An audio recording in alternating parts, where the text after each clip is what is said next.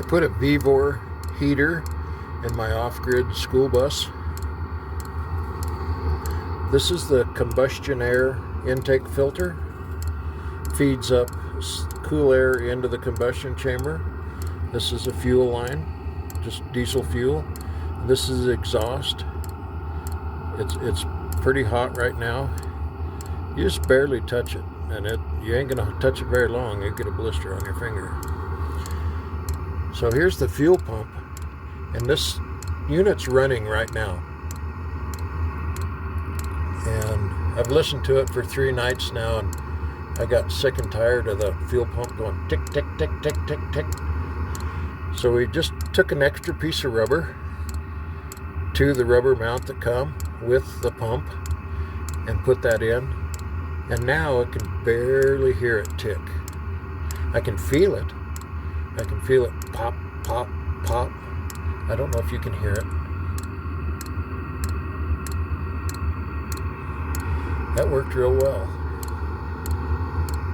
So, short of putting a bunch of insulation around it, which I'll probably do later if I can hear it. I don't think I'll be able to hear it. We'll go inside and show you the installation on the inside also. I didn't like the little plastic can that would go right here.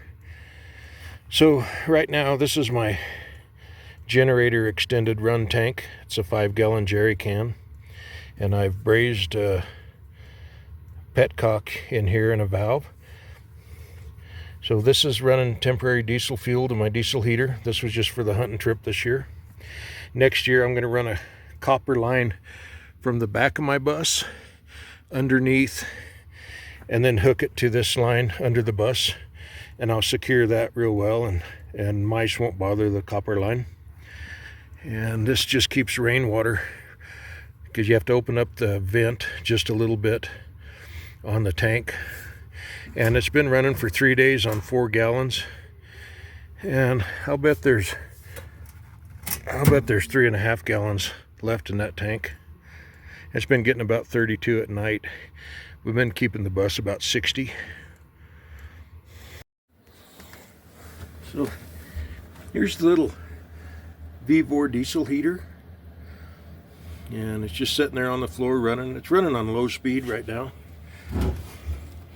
blowing out a considerable amount of hot air right out of this.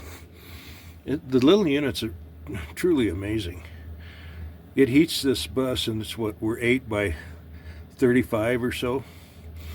When it's 38 outside on medium settings, I can keep it 70 in the bus. So medium's a little bit too much to run. Get up in midnight, turn it on about 2 out of 10, and it works great.